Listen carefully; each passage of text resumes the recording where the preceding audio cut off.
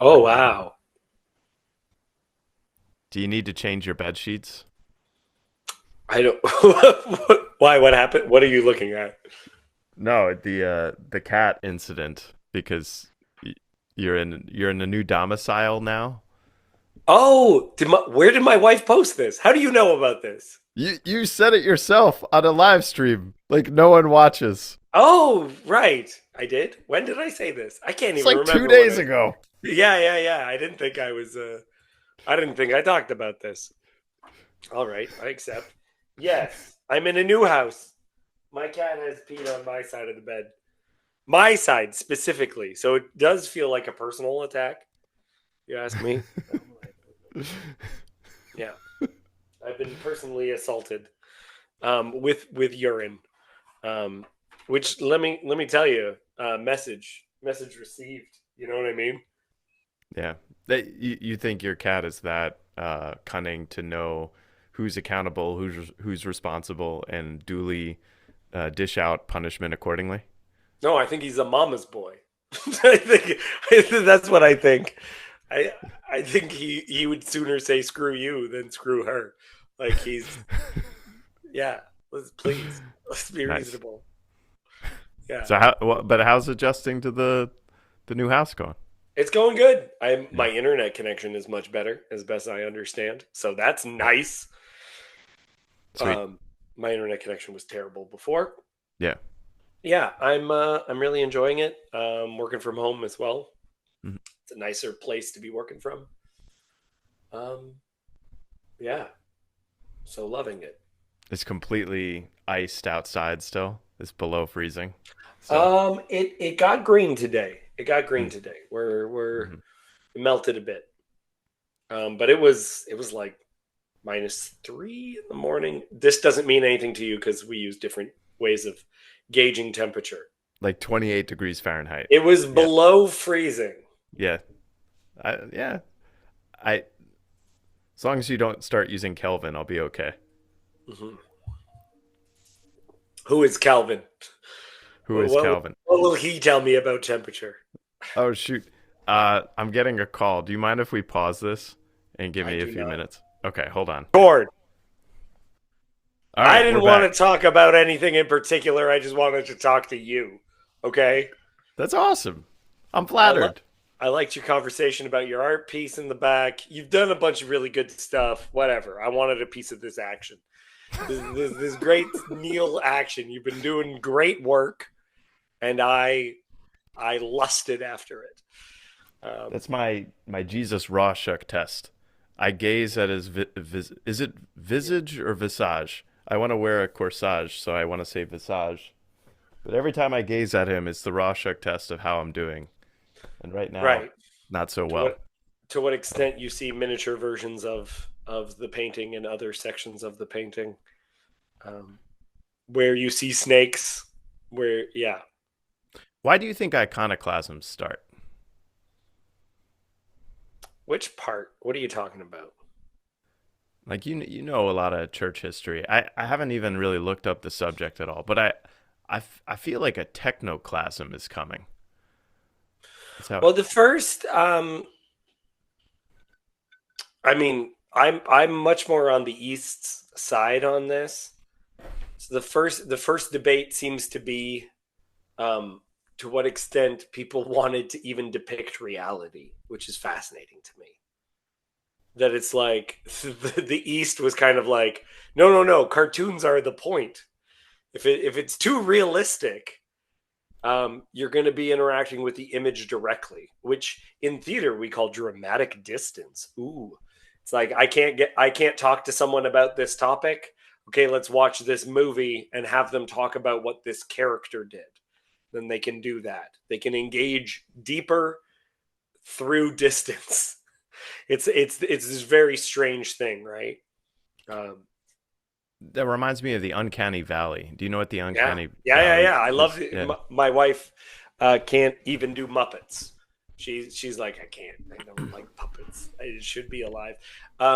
Muppets are like borderline okay for her. So some bits of Muppets she's all right with, but like taxidermy, all that stuff just terrifies her. taxidermy is kind of creepy. It is kind of Yeah. strange. You don't hear much about taxidermy these days. It's not.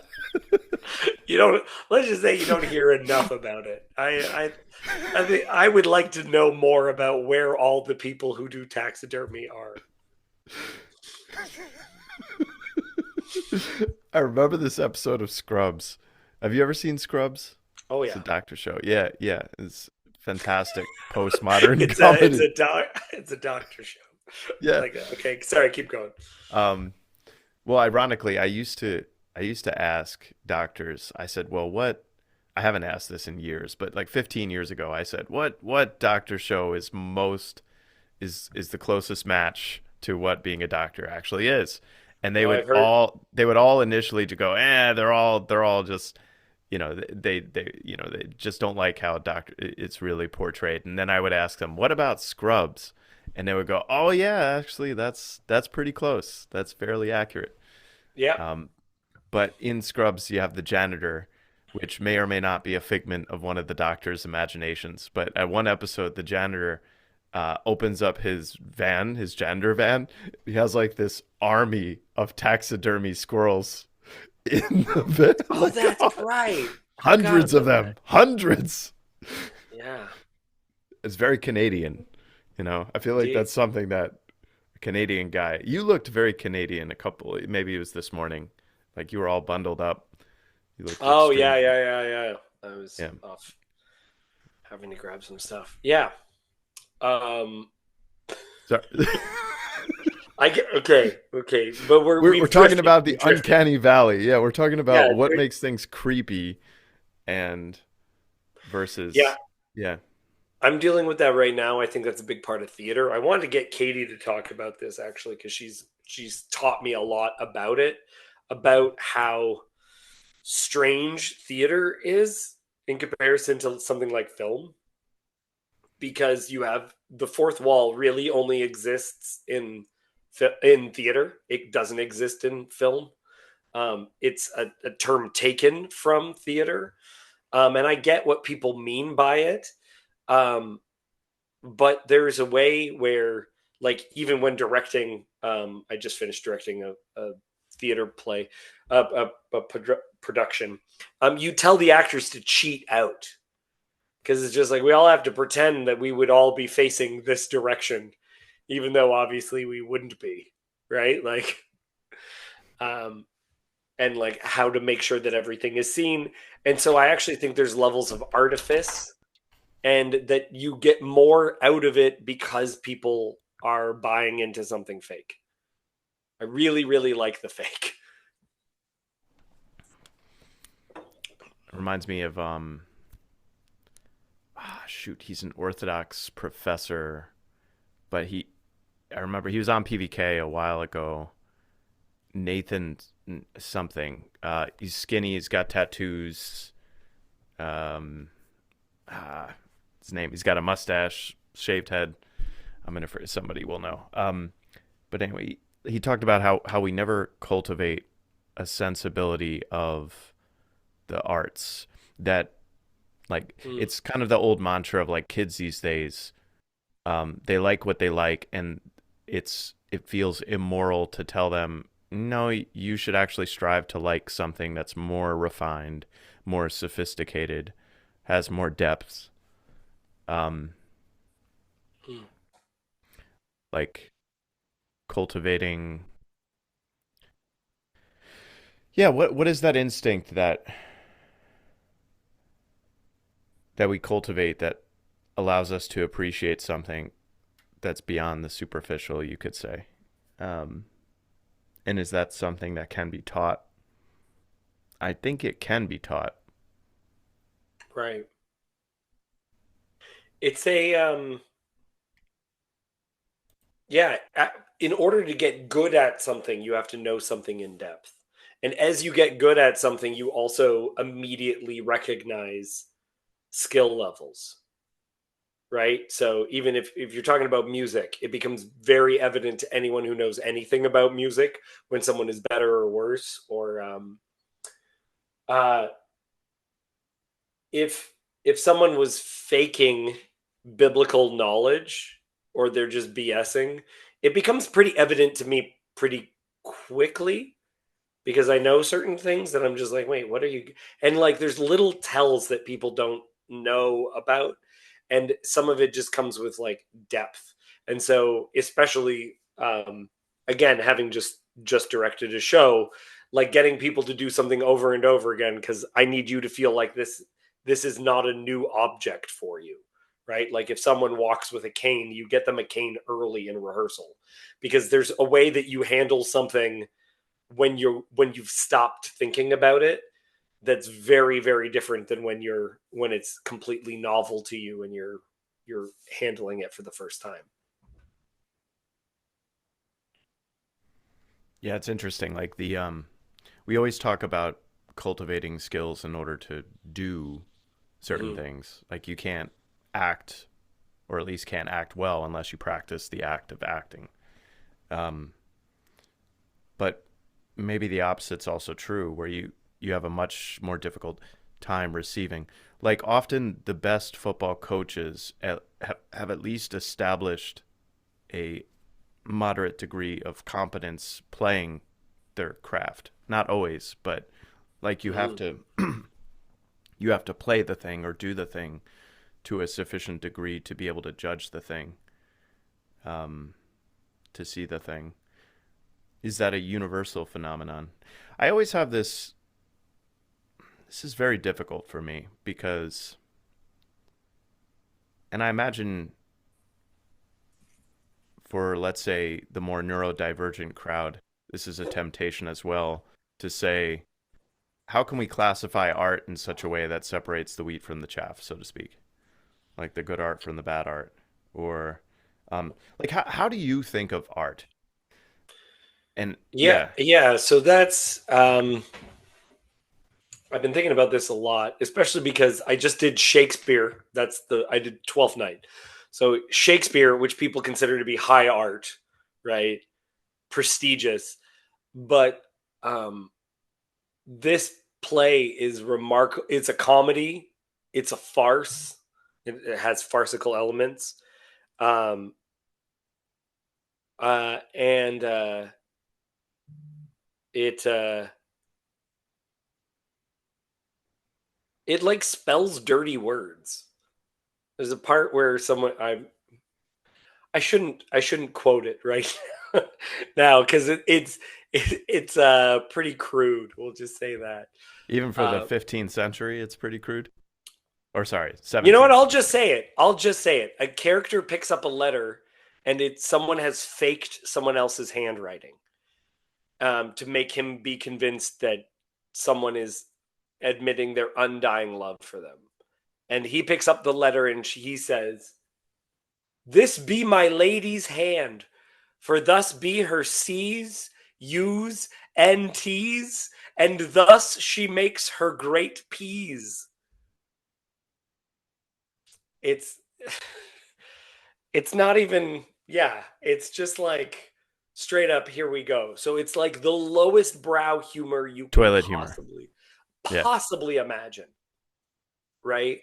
Um there's several jokes that are just the lowest brow imaginable in this, which is considered to be the highest brow in theater. Ooh, yes, Shakespeare. Yes, yes, yes. And uh, as the director, people are talking about themes and what's the play about and all this other stuff, and like it's and I'm a Christian, so I'm thinking about Christian themes, and there's like a bunch of like little things, but as far as a big overarching thing, like it's a very silly comedy, and I spent so much effort on it, and I loved it so much. Um, so for me, art is about communicating, and I want so I agree with Pajot that art is not self-expression. And one of the ways that I thought about it um, was from a Norm Macdonald quote. Norm Macdonald is like my favorite comedian. Has been since grade 6. When I just like at a party or something stayed up very late on a Saturday and saw a Weekend Update and was just like, this is where it's at. But he said that he didn't think comedy was an art form because there was no interpreting. That he said it either works or it doesn't. Is you immediately know with comedy because everyone has the same reaction, which is they laugh. And if the majority of people don't laugh, then you're not, that wasn't a joke. That didn't work. Right? That wasn't funny. Funny is actually like blatantly clear, right? So when you're doing one of the dramas, how do we understand if this is, well, if we're doing a comedy, we know it's working if people are laughing, right? Um, I take exception to that, and the reason is that like, can you not tell a joke that won't land for like 20 years or 30 years or 40 years? Yeah. But it's so the and there are deeper, you can get deeper and deeper with how these things communicate. But I took from that, so this is the Norm Macdonald quote, and then I took it into myself, is like, I want things to communicate. So I want the audience to laugh when I want them to laugh, I want them to cry when I want them to cry, and I want to be able to duplicate that. I want to do it in a reliable form, and in making it a reliable form, I'm making it a form of communication. It cannot be willy nilly. It cannot have a different interpretation every single night and a different, that then you're losing what it is, right?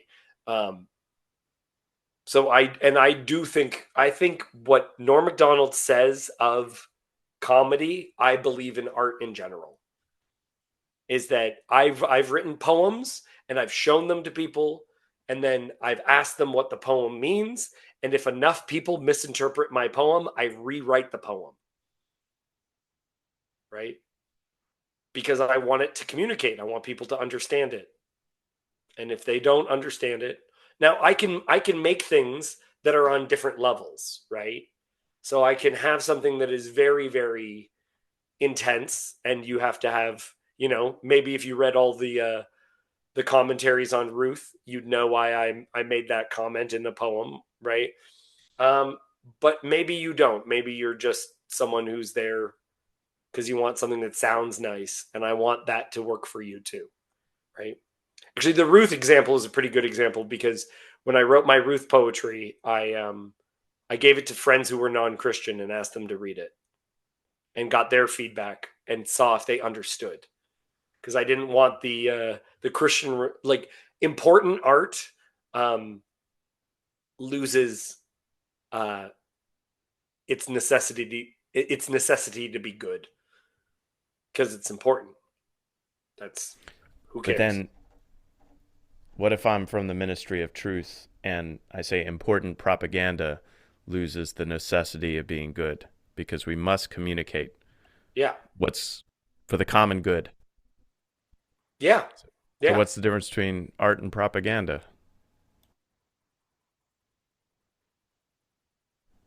I mean, I don't have a problem with things being considered propaganda. Like I consider, for instance, Macbeth to be a Christian play, and Shakespeare's audience would consider it immoral if Macbeth doesn't die at the end of that play.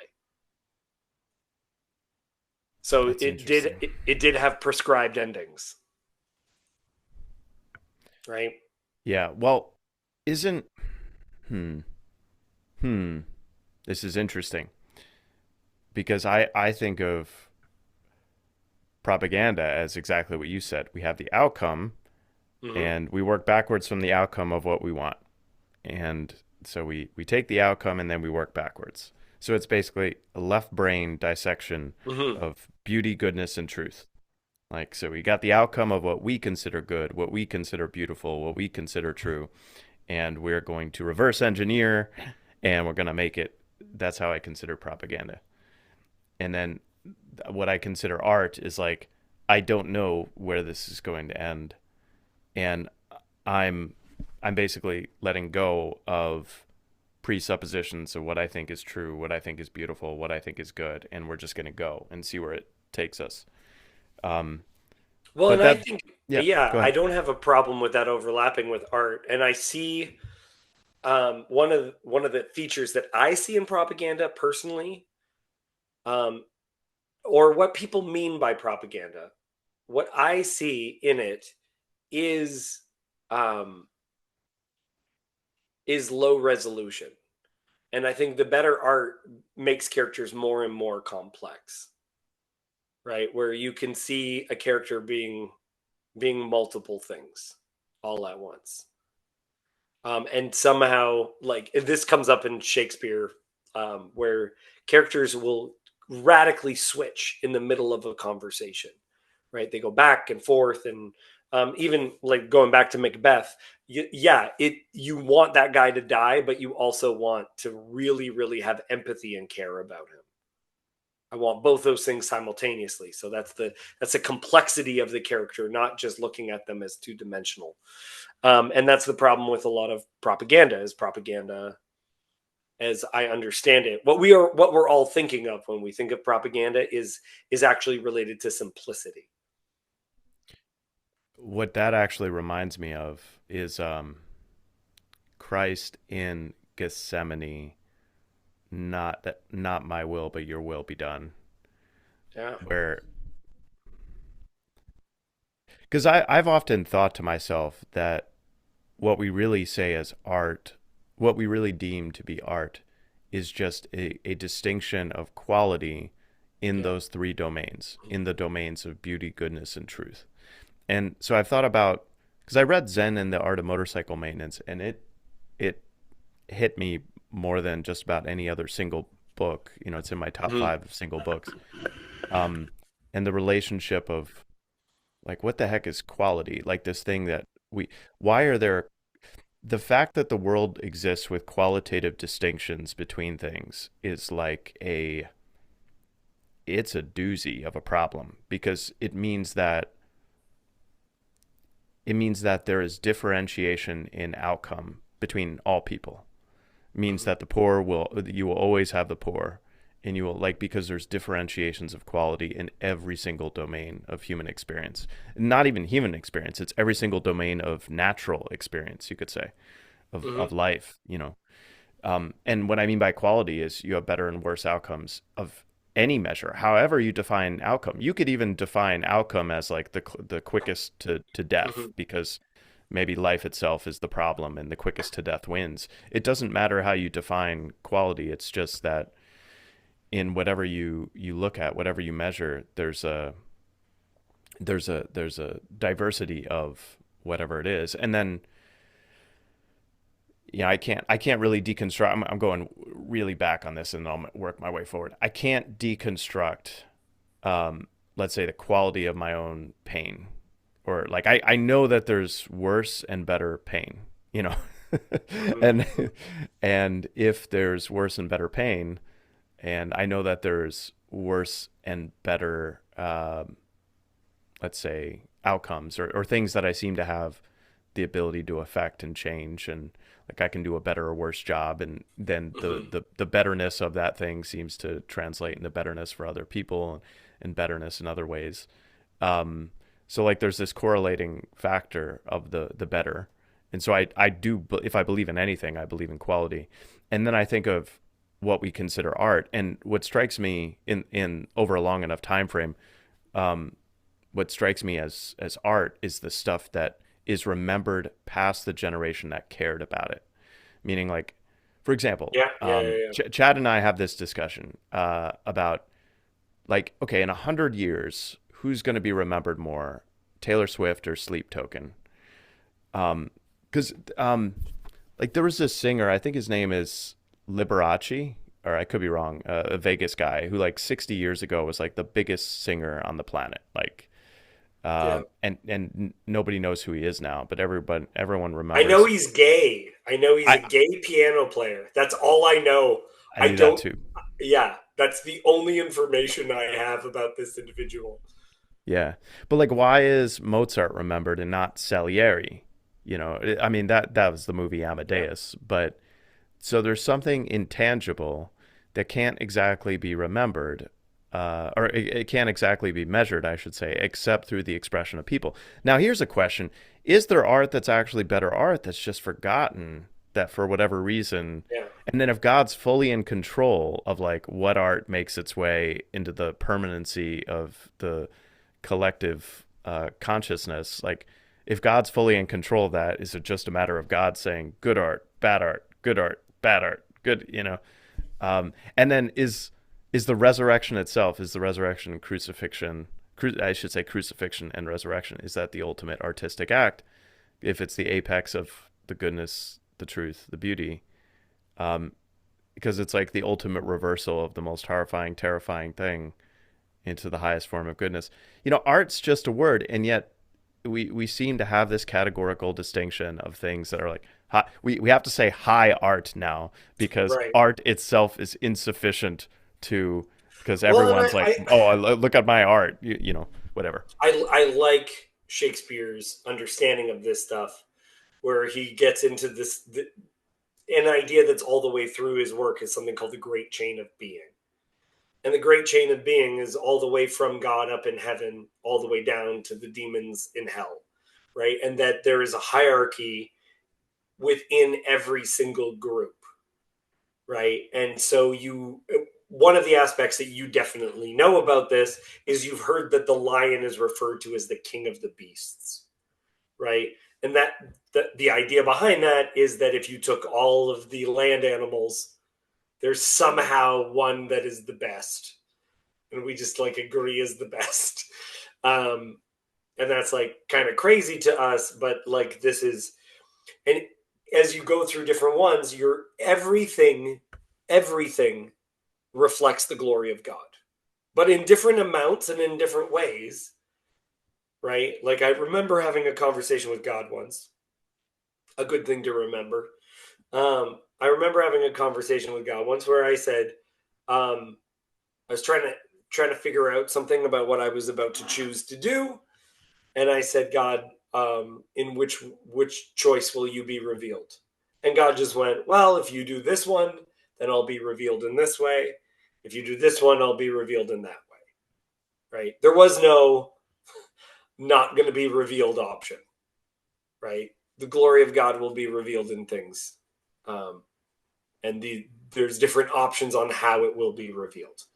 Right? And so, how clear that will be, you know, the glory of God is revealed greater in David than in Joab, right?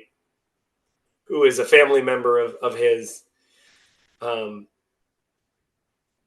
But it yeah, seems like we have a choice in that, right? Like the yeah, rich young ruler who came to him, and Jesus looked at him and loved him. yeah, yeah. Cain's given an option, right? Yeah. Yeah, I could have a deeper relationship with what you're doing, like I do with Abel, if you did what was Mm. right. So yeah, but it's so okay. So someone like Vincent Van Gogh. Yeah, I don't know much about Van Gogh, to be honest, but what I do understand is he was a Christian.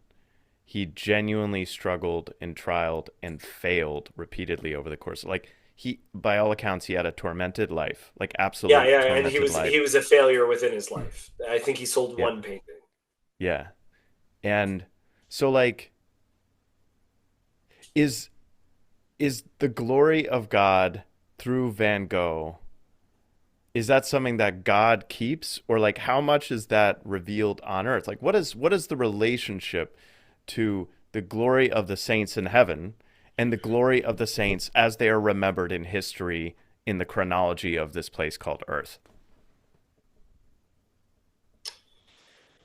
Yeah, Lewis has these ideas too, where there's someone who he could go to heaven, and there's someone who's highly praised, and Lewis is like, "Who's that?" And it's just like, no one that you would have heard of, right? Like, because there definitely is. If you take, for instance, the story of Naaman, the leper, who is he's a high ranking person. Um, And how he gets to the prophet Elijah is that there's an unnamed slave girl that tells him, you should go talk to Elijah. Um, and it's, or Elisha, one of those guys, one of those guys with the spirit of Elijah. Um, and It's incredible. There's incredible little bits like that where you'll see a character and they will move the plot, but they do not have a name. And I mean, that little girl is immortalized in scripture, right? Like, so there's something about that, but I we don't think even of know her name. yeah, I think of Mark writing himself into the scripture as the boy who runs away naked in Gethsemane. Well, at It's a least great theory. It's a that's the fun theory. tradition. I really Yeah. like it. Yeah, it's a ton of fun. Um, that's honestly, with all due respect to the Catholics are a little bit like the further Star Wars canon. Is that no one can be without a name, right? Droid that was Veronica. on for 4 seconds. We got to give that droid a name, right? And so Lady Wash's face, yeah, she gets a name, Well, maybe it is this relationship between we have to give it a name on earth right? for the glory of God in heaven, sort of thing. Right. Yeah. Yeah, we got to make it much more clear. But I think there's a bunch of things that are not held by us at all, and are just held by God, and we only get them back in the resurrection. The line "What you bind on earth will be bound in heaven." Yeah. I Yeah. I translate that verse at every level of the principality hierarchy. Like what I bind within my own heart, what I bind within my own family, what I bind within my own Yeah. church, what I bind like or what, all those things. Yeah. Yeah, The, a friend of mine came to see my show and we were talking about Platonism, like people do.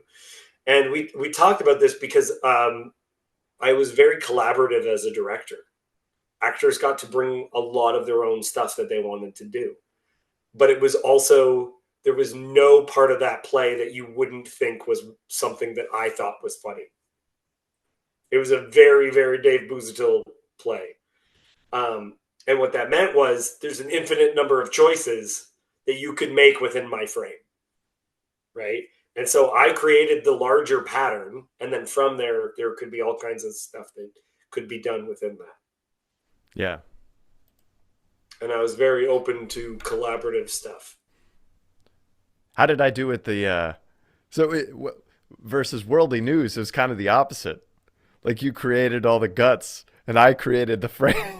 That was completely separated from anything that you knew or thought that I was doing. And I didn't know what I was doing Yeah, with that episode yeah. until I started playing with it. And then, sorry, your thoughts. That felt very weird to me because of the way that I was positioned within it. It's always very interesting when you hear people talk about yourself. I'm like, oh, okay, that's it. And the other bit that seems strange to me is because I was the only one talking, it Yeah. felt like to someone else, they might think that I wrote that bit. And like, I That's would part of never, the joke. Is that okay, you didn't write any of it.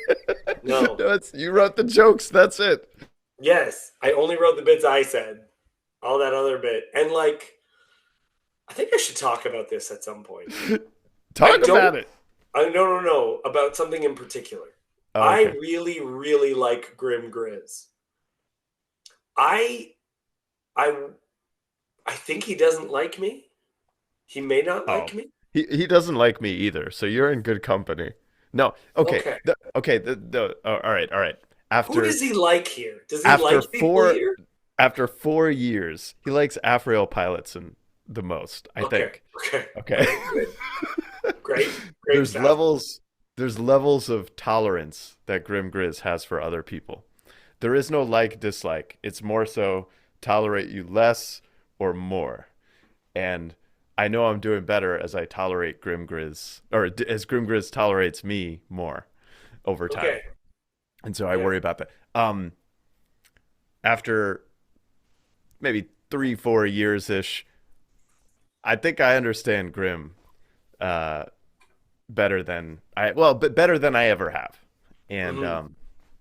what's also interesting is that I like him more than I ever have. And no, it's not about you. And I'm pretty sure he likes you. There are people he dislikes, but you're not one of them. So I don't. Yeah. I wouldn't worry about that.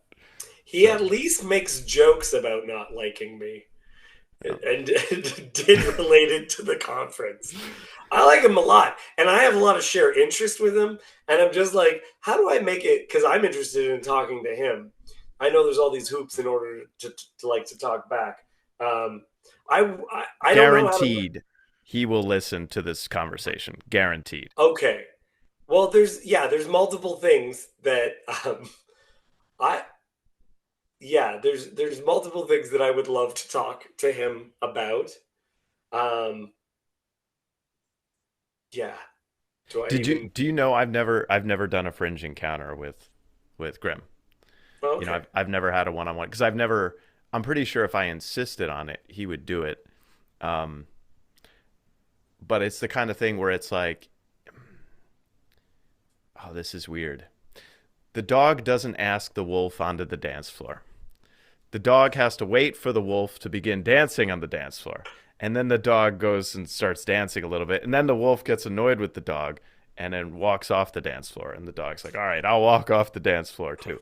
And then the wolf comes back on the dance floor and the dog joins the wolf and they're dancing on the dance floor. And then, you know, that's the nature of Grim Grizz. Which does happen, by the way. My wife grew up in the country, and her friend had some dogs, and they kept the dogs outside. And one day, her friend gets a call, and they say, "Your dog killed one of my cattle."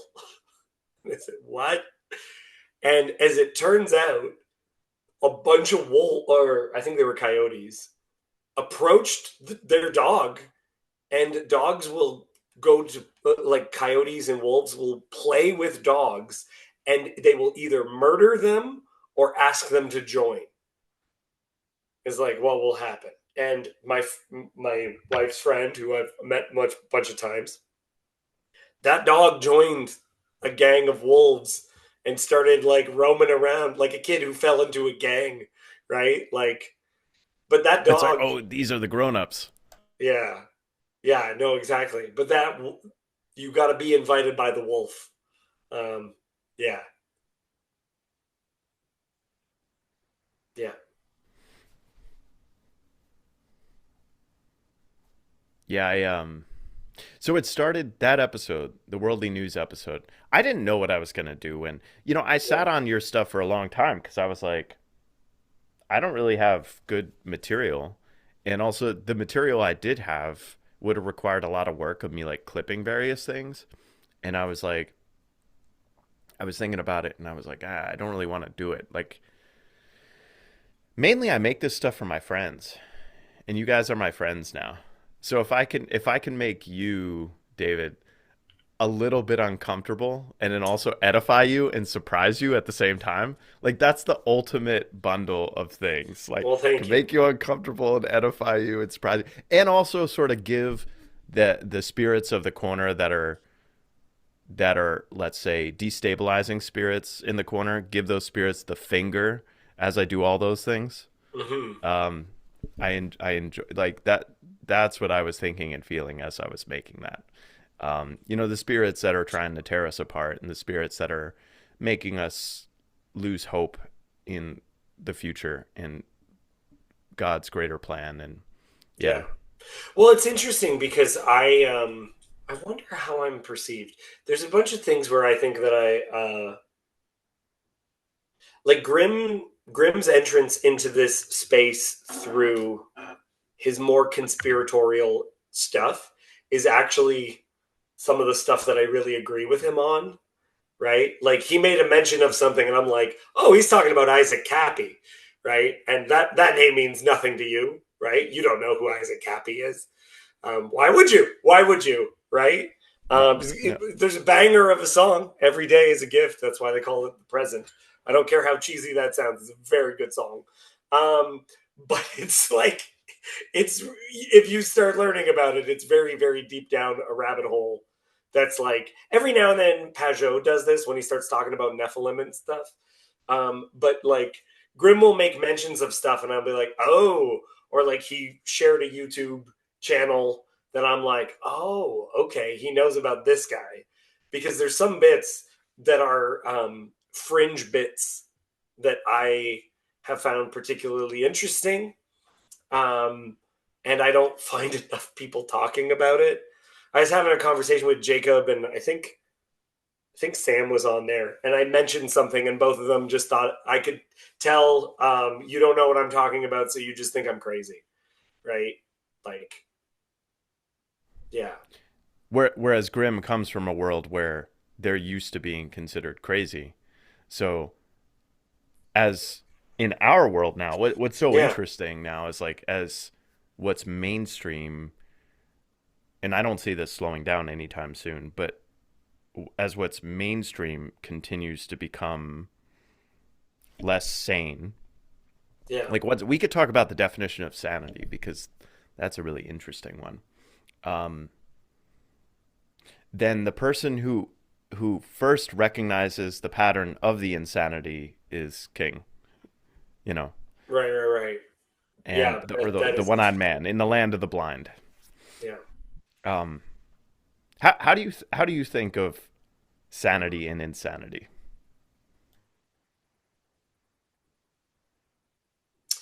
Um, I think they're bad categories. Um,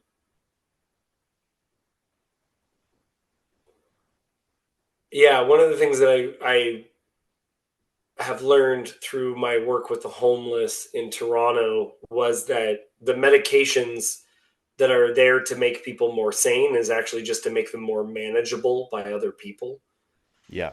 um, which is very upsetting. Um, and even to ourselves, right? Yeah, I think about that a lot. That um, violence towards oneself is a is a side effect of antidepressants. What? That's why are we taking antidepressants? It's like if one of the side effects of Ozempic was weight gain, right? That's Yeah. the whole reason you're taking it. Okay. Um, yeah. So I struggle with a lot of those terms, and I have always things. I know what it feels like for people to look at me as though I'm crazy, and it doesn't make sense to me how certain things aren't interesting to people. And that was honestly part of my entry point into conspiratorial thinking, is that there was some information, a lot of which came out in documentaries after the fact, that the way that I said to people was, if you go digging with a paintbrush, and like when they discover a fossil, when they get like right down to where the fossil is, they stop using shovels and they're just like using a little brush to get stuff away. I'm just like the Kevin Spacey stuff. You needed the tiniest of paintbrushes to get off what was obscuring what was so clearly happening. Um, yeah, yeah, and there's aspects of that I just, when I talk about them, people still think I'm crazy. I'm like, you just think this is just a coincidence to you? You don't think this is interesting? Okay, all right, cool. And I like what other people talk about for fascination or attention, because I don't know how to make people interested in things. It's just things like shine forward to you, and it almost upsets me that some people don't care about certain things, right? Hmm. Um, and that's one of the things that I've faced as someone who cares a lot about some of this God stuff. And I'm really happy that people are becoming interested in it. I think that's super cool. But there's a secondary aspect of it, which is like, I have no idea why people weren't interested for a while. And I'd want people to be. And I'm like, what is the thing where people will become interested in this? Yeah. I mean, I wish I had a deeper answer, but for me, it was just God was a inconvenient constraint on things I Yeah, wanted to do and actions I yeah. wanted to take. Well, let me tell you, if you jump deep into some of this conspiratorial stuff, it's going to ruin a bunch of movies for you, right? It's gonna ruin American Beauty. All right, that It, thing won Oscars. It was well written, and it's mm, about how we should be rooting for Kevin Spacey hooking up with a teenager. That's what this Oscar-winning movie is about, yeah. right? Well, I mean, you could just take that one level of principality, I guess a couple levels of Yeah. principality up, and like what we've been dealing with since I would say 2012, but it's been certainly since the 90s and maybe back to the 60s and earlier, is like the I mean Pajot talks about this, but it's the seed. So we have the American mythology. I mean, it's probably different in Canada. And I feel like you're probably in Canada, you're probably a little bit less vulnerable to this than we are, because for Americans, the American mythology is really a big deal. It's important, you know. Hmm. And the American mythology is there are many pieces to it.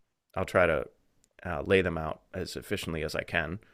Um, but one piece is that we're the good guys. You know, no matter what, we're the good guys. And the American mythology is not so much that like we didn't screw up. The American mythology is like so much that like we have screwed up, but always that like oh we get better. You know, we can look at what we screw up and we fix it and we get better. And and honestly, I love that mythology. I think it's the right mythology, and I think America is like Christian in the way Peter is a Christian. Like, of course, we're gonna rush in and save the day and screw it up, and then, you know, like that's what Peter does, you know, time and time again. The problem, so something happened where instead of believing that America was the good team that just messed up a lot and got better and stumbled upward. Um, a different mythology took its place, and I think it's a yeah. I don't know how to describe it so much. It's probably it's rooted. It is rooted in the individualism. I mean, this is what's tearing our country apart right now. Um, because on one hand you still have the American mythology, but even within the those that believe in the American mythology, they're like Grizz had a stream today about that Civil War. Um, but then on the other side, it's I think it's something like there's no redemption because why is there no redemption? I think it's mainly resentment that something could be redeemed. Um, I don't know. I don't know. It's probably a combination of insecurity and resentment, where to say that well, there's inequality in the redemption in the story. There's inequality there. It's not fair. It's not fair that Hmm. some are heroes and some are not. That some have opportunities and some are not. So we have so it's like the noble lie of like equality of opportunity or equality in the eyes of God, one nation under God, and the noble lie is something like everyone has the same opportunities. And again, it's that quality aspect. Like, I mean, the cliche example of this is like I will never be an NBA player because I'm 5'10", my jump shot is not great. I'm not that fast. I love basketball, but it's just, you know, I'm not going to be that guy. But, you know, so you got the American dream on one side that's like you can and I do believe in the American dream. I really do believe. I think even a zoomer today, a zoomer who actually like works hard and sets priorities and does his or her thing, like they're going to do just fine. The problem is in resisting the temptations of the world in actually doing those things because the temptations of the world are stronger than Hmm. they've ever been today as far as I see it. So at some point at some point it's easier to blame the container or Risto texted me today. He's like the net that's containing us. It's easier to blame the net and say the net's the problem. You know, the framework of the framework of the world than it is to take responsibility for it. I don't know. Sorry, I think, that's all over the yeah, place. yeah, Yeah. yeah. No, I find it. So part of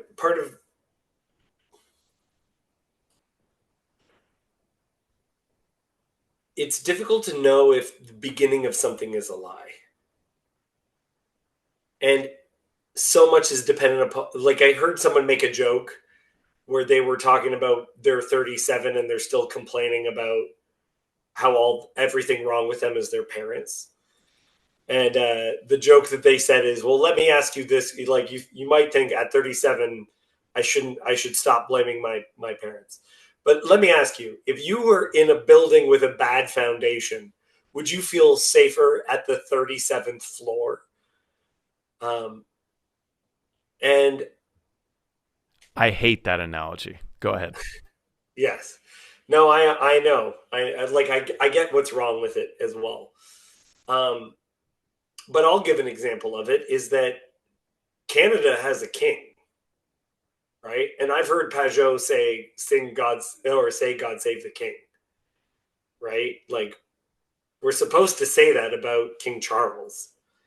And I'm not convinced that the way that he was made king is something that God did, right? All of the kings claim that some angel or like that they were appointed, their family was appointed by God to do that, right? And I think I could have more hypothetical trust in a system that's just like, look, that one was a bad one. That actually wasn't at all from God, but this one is. But the notion of like a whole line where I'm just banking on the idea that someone in 900 AD was like properly keeping track of something that like really, really bothers me. Like I really, really have an issue with that. Um, and and there's good reasons to doubt a whole bunch of some of this stuff, and that to me just creates this whole system where it's like, okay, so what am I supposed to do then? Well, when did your ancestors stop swearing fealty to the King of Malta? Well, Malta was a British colony for a period of time, so my great yeah, everyone in Malta speaks English still in a weird accent. That's awesome. um, yes. um, but I get what you mean also, where things get combined and moved, and how does this work? And does that mean that we're supposed to still be worshiping that kingdom, or I don't know. And so we're buying into things with bad systems, and I do believe that. With like, I do think Skull and Bones is shady, and that they are how the CIA gets founded. I do, and that George W. Bush and John Kerry were both part of that organization about that fraternity, right? I don't think your fraternity was weird or creepy. I don't think the majority of Masons are weird and creepy. Okay. Um, but do I think that there's an element of it that's weird and creepy? Yeah, it's freaking weird and creepy. Like what is um kind of convenient. And it's trying to create systems. I've always struggled with this. I mean, I was an atheist from grade 6 to grade 10. And I found that I had skepticism about my skepticism, and that's how I kind of became a Christian.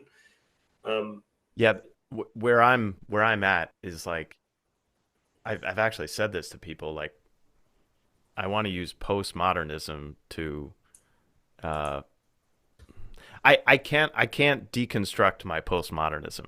You know, I'm so deeply postmodern, and I think the reason why I'm sort of happy to lean into it now is like I don't see a better means by which the necessity of Christ, the necessity of an unshakable rock, um, is emerges. Like so you could say that in the Babylonian exile, that's really when Judaism emerged, as I see it. I mean, you've got it beforehand, but like the Torah, the final books of the Old Testament, like that's the Babylon. I mean, not all of them, obviously, but the Babylonian exile is that crystallizing, and I think it's because it's absolutely essential at that time. Like either we codify as a people what we believe and why, or we die. And then the question is like, is Israel a place, a state, or is it a set of beliefs? Is it what we believe? And I think what has codified, and it hasn't been codified, it's under the surface, but I think the people that are in TLC that believe in this place and are now friends and becoming friends, and I think what unites us is that we don't see any way out except through, and the fact that we all see it together, we've got a fighting shot Hmm. at making it. Like I said this to my Bible study last night. I have no idea what the world's going to look like in 50 years. Like I know Yeah. there's nothing new under the sun, Ecclesiastes speaking, but we live in unprecedented times. We really do. We live in a remarkable time in human history. And so on one hand, we could despair and say, yeah, like we're living at a particularly rough time. It's particularly rough in ways that like it's materially rich, and it's like we should be grateful and happy, and we should. And this is the postmodern, right? Like we should be grateful and happy, and we should because we have so much, and we have all these opportunities and endless. We have access to each other and infinite knowledge and all that stuff. And at the same time, there's this spirit of despair or spirit of gloom that's like over the entire world almost, or at least the Western world. Yeah. And I don't think it's just me. Like I really don't think like, and I'm really not that gloomy or despair. Like it really feels like, because I've been gloomy and in despair at a certain time in my life. Like I know how that feels personally. I don't feel like that spirit is within me or of me now. I do feel like it's broader and it's out there, and anger and resentment and actually I have a name for this spirit. I have a name for it. It's the amalgam of collective resent. It is the Marshmallow Man in Ghostbusters when they're all supposed to. Oh, don't think of anything. When do you remember this scene in Ghostbusters? Yeah. We're Where right it's like, before. don't think of anything. It's like I had to think of the most cuddly, the most wonderful thing in the Mhm. world, which is like Stay Puft Marshmallow Man. uh, um, Yeah, and that's where your destruction comes from too. mhm.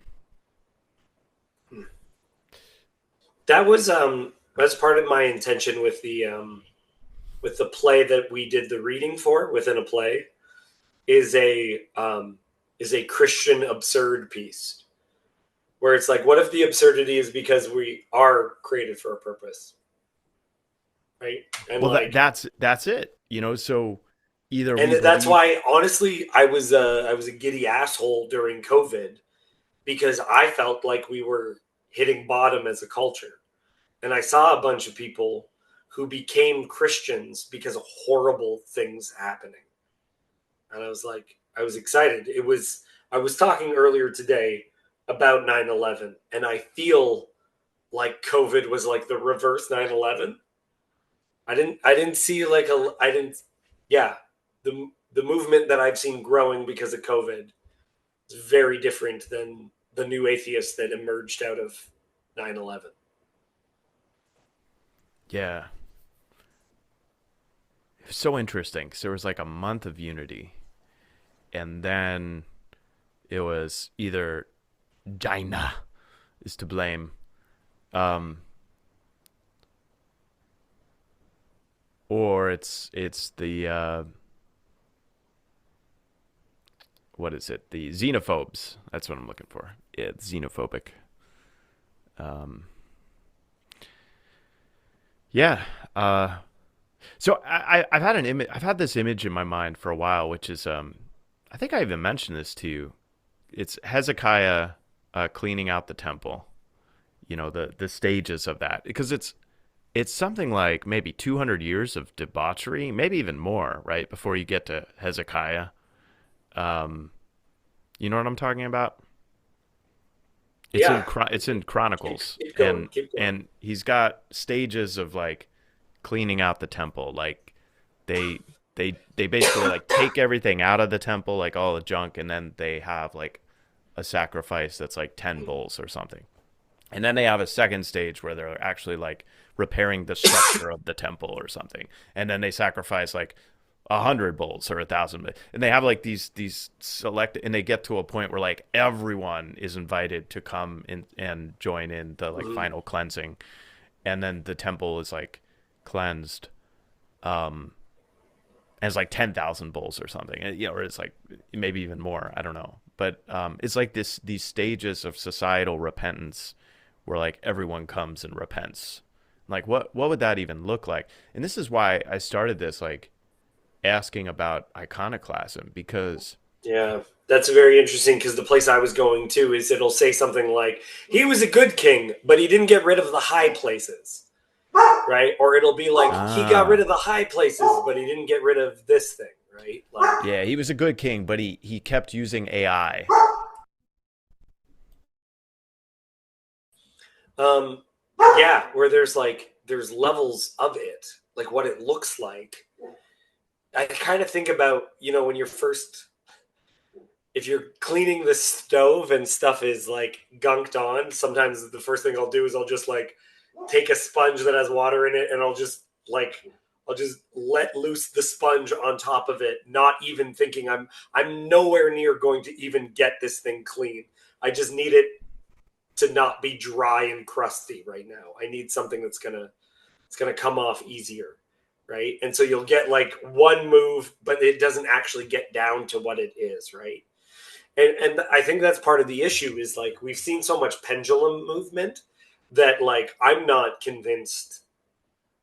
I'm really happy to be in this moment, to have seen this moment of encouraging spiritual, like God working in this moment, without a doubt. But I have no confidence that this is going to continue, right? Like the people that I know who are conservative, I'm just like, I don't like, there could be a really, really big pushback that also that's going to be worse than anything you saw before. And for all those people who are, you know, left wing who are encouraged by something, I'm like, just wait, right? Like this could. Um, so I don't know. I don't know the future. I'm not going to pretend that I do. Um, and I don't. Yeah, I don't know if this is going to be just a little bit of like a good king where it's just like they slow down the driving off a cliff, but it still drives off a cliff, or if this is actually the pre-soak before cleaning. I don't know.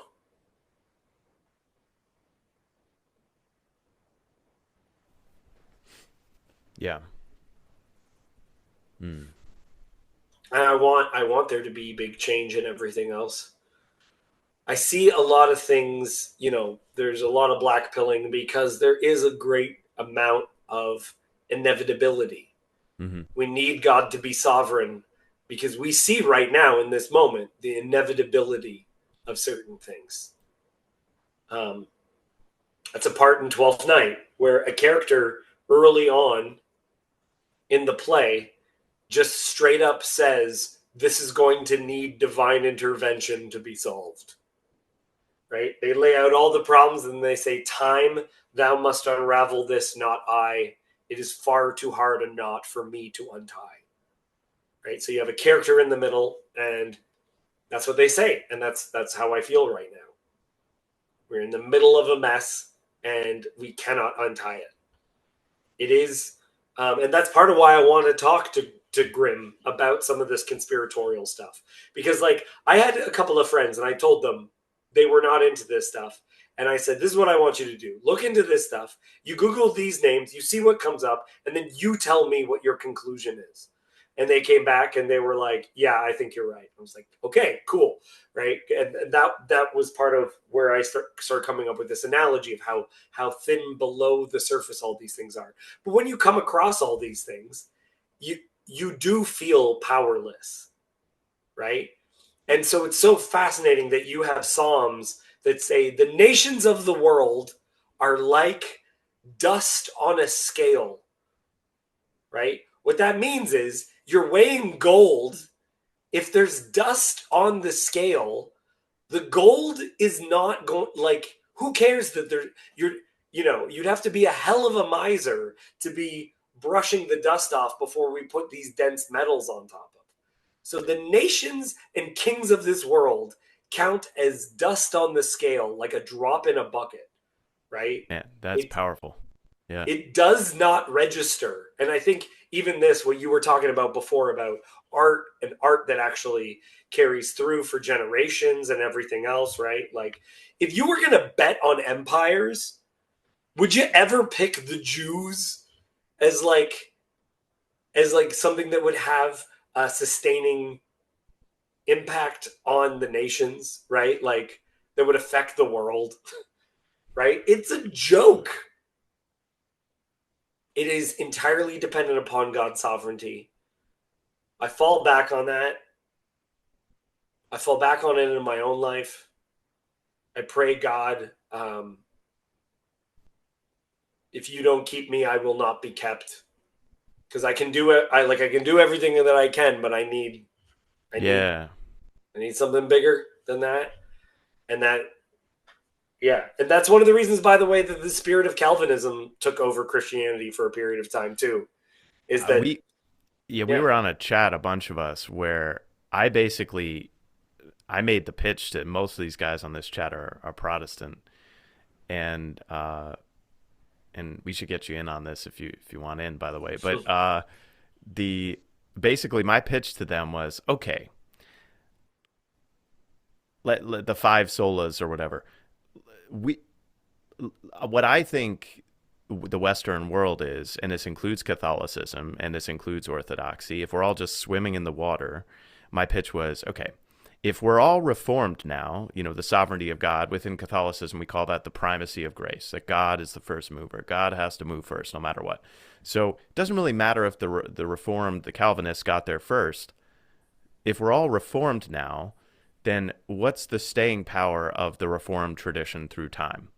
What is it that separates a Reformed church from any other denomination of Christianity?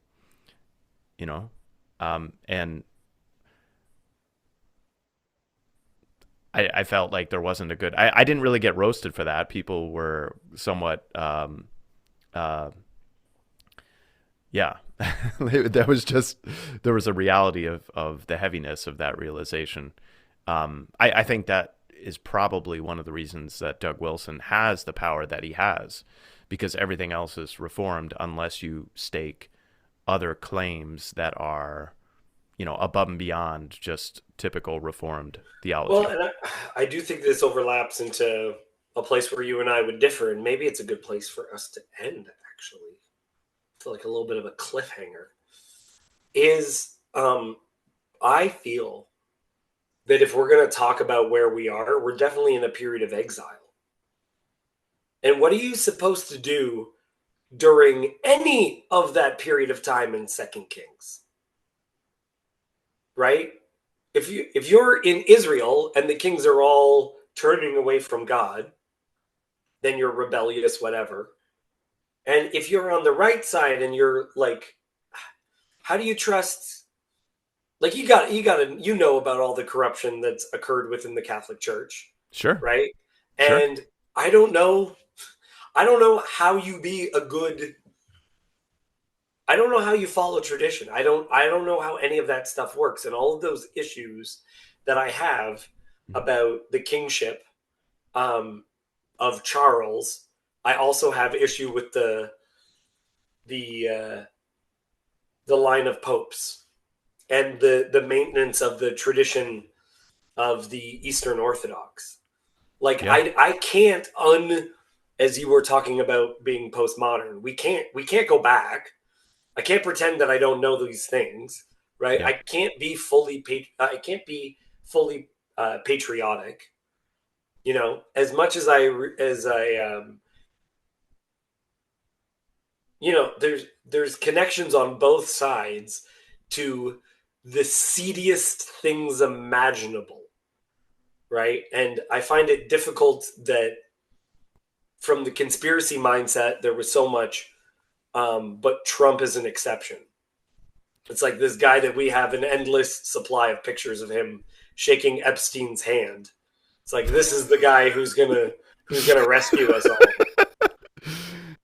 Yeah. I just can't. You know what I mean? It's like it's yeah, I think you actually answered it earlier with the dust. yeah. It doesn't I yeah. no, And I'm that's I'm serious. yeah, Like yeah. It's God's sovereignty. It's I the I Messiah is. Can I? Sorry, I want to yeah. say this Go just ahead. straight up. The Messiah is not primarily Ben David. It's Ben Joseph. I It's yeah. it's I the don't fully Messiah that understand. suffers. Yeah, I don't fully understand the what you're saying, but I think I do, in that the archetypal form of Joseph in Genesis. Joseph, the father of Jesus, the stepfather, I should say. Yeah. Um, yeah, yeah. What to do in a time of exile? Um, I agree. I think we are in a 40 years. If I had to put my finger on the precise time of the 40 years in exile, I would say 2012. That was when it started, and we are in a 40-year period. Um, it might be shorter than that, but what I I'm would saying, I would put it at the towers falling. oh, I believe that was the Tower of Babel moment. hmm. Like literally the towers fell and then we couldn't talk to each other anymore. Well, that's interesting because I tie it more to the rise of social media, which is like the babbling of us being unable to understand one another. Hmm. Like the previous languages that we were speaking didn't no longer function the same way. Hmm. All of those were None of those existed. So I mean, there's a whole conspiratorial thing about it where there Mhm. becomes a belief that social media was created in order for people to spy on us, and that all comes into existence after 9/11. It doesn't fully take over, but it is, to me, it's the leaven in the lump. It's the one where it's like, no, this is where it starts, but it's not where you see the effects yet. It's a Yeah. it's a So, little thing. It's a little bubble of oxygen being pumped through the blood system, and it's going to get to the brain soon, and that's when it goes. but I think the fact that there are so many periods of exile in the Bible, Mm-hmm. Mm-hmm. it gives us a lot of insight into how to be and how to act, um, and so I'll just run. There are like four that come to my mind. There's a multitude. There's obviously Moses, uh, and there's actually two periods of exile for Moses, right? There's when he gets kicked out of Egypt and he's kind of alone, and then but then there's or not, sorry, he murders the Egyptian and he goes, but then obviously the main one is the 40 years in the desert. So that's a period. You've got the the time, uh, I guess, right before, like the time after Josiah, where it's right before the Babylonian exile. Then you have the actual Babylonian exile. Well, and that's a great example because you have Yeah. someone, because you brought this to my attention. I was like, ah, dang it. Mm-hmm. Is that you have someone doing good, but that might exist like a little bubble. Mm. Well, It's in in the the middle. Roman It's Empire, an air pocket in the flood, yeah, right? Like a the equivalent of that in the Roman Empire was, I think, Marcus Aurelius. And people who know more about the Roman Empire than I do can, but there are periods from like Right. 200 AD to the fall of Rome, where you had some good emperors that were really doing their darndest to like stabilize the empire. And when I say good emperor, like good from a an organizational and operational standpoint, not necessarily like I think often they were ruthless. Um, yeah, and then the time of Jesus was that kind of period, man. Like you have it's 40 years from Jesus to the Destruction collapse of the of temple. destruction of the temple. Yeah. Yeah. Like it is that kind of, so you have these bickering factions. It's like, do I choose the Sadducees, the Pharisees, the Zealots? Am I part of the Herodians? Am I, allied with the Romans? Am I, and Jesus is like, It's yep. an interesting thing though, because again with the dust on the scale metaphor Mhm. is like, um, you take the time period and you go place your bets now, who's important, Yeah, right, that's it. right, and you're just wrong. Yeah. But the place your bets now, who's important, is coming at it from an arenic, like, oh, I'm going to utilitarian this bitch. And that's not going to happen. Yeah. The what I trust, I mean, I trust in the Lord. I do trust in my local church. And the reason I trust in my local church, and this is interesting, my local church is not doing well. It's really struggling, but my pastor is a good man, and he is not a charismatic, magnetic, powerful figure. He is not that, but he's a good man and he's a good priest. Yeah, And I really yeah. understand this feeling because I walked into this Messianic synagogue one time, and there's this image. I've known a lot of douchebag Christian bass players, right, who Mhm. are like in the worship band and they're doing it to get chicks. And they had, based on the time that I became a Christian, they got their faux hawk with frosted tips or whatever, and they're hoping to pick up chicks. And then I walked into this one place, and their worship band, they were, because it was Messianic synagogue, they were playing Christian klezmer music. I don't know what that is. It's a very like, there's a particular scene in Fiddler on the Roof. I'll send you a klezmer song, and you could Okay. be like, okay, this is what I know what this is. It's like a very Eastern European Jewish fiddle and clarinet kind of strong influences, and it just was deeply uncool, and I just loved it so much because I was like, no one is getting laid because of this. And it was like the purity of a moment where I just knew that this guy is really crying out to God, because I'm not seeing any other motivation. A Christian band named the Incels.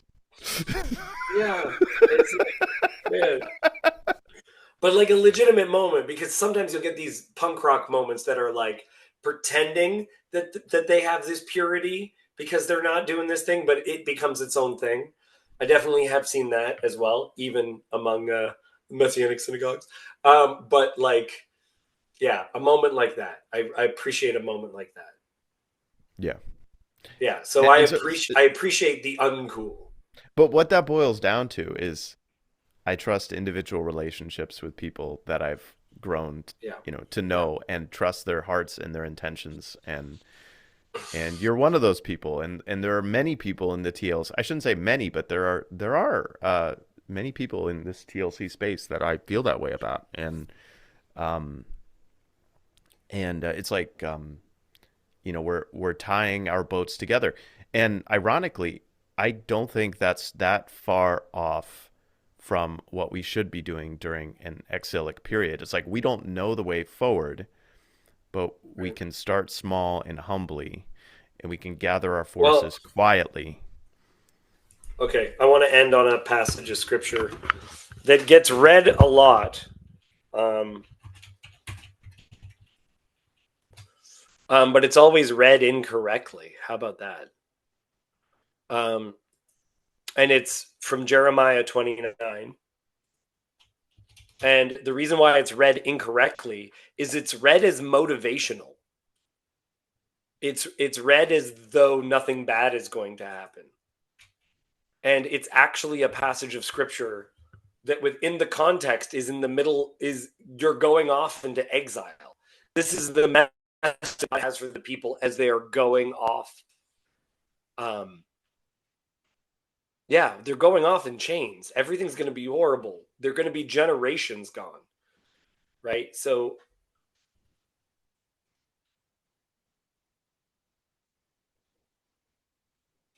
for thus says the Lord, when 70 years are completed for Babylon, I will visit you, and I will fulfill to you my promise and bring you back to this place. For I know the plans I have for you, declares the Lord, plans for welfare and not for evil, to give you a future and a hope. Then you will call upon me and come and pray to me, and I will hear you. You will seek me and find me when you seek me with all your heart. I will be found by you, declares the Lord, and I will restore your fortunes and gather you from all the nations and all the places where I have driven you, declares the Lord. I will bring you back to the place from which I sent you into exile. So that is normally read at like it's in cards for people's graduations and taken to be like, wow, really motivational. But it's like, this is the message for us as we're going off into exile. And yeah, a great place for us to end is keep us, Lord, or we will not be kept. And Lord, let us remember that these mighty men that we are focusing on are fallen ones and they count as dust on the scale. Shepherd me, O God, beyond my wants, beyond my fears, from death into life.